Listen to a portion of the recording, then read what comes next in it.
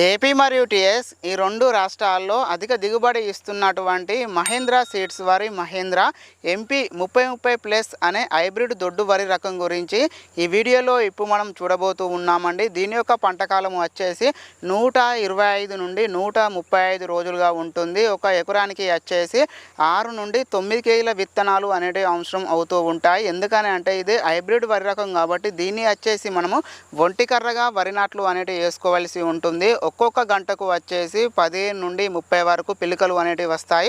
వచ్చిన ప్రతి పిలిక నుండి వరి గొలుసు అనేది బయటకు వస్తుంది. ఒక్కొక్క కంకికి వచ్చేసి 300 నుండి 400 వరకు గింజలు అనేటివి ఉంటాయి. ఇది వచ్చేసి బిఎల్బిని సమర్థవంతంగా తట్టుకుంటుంది.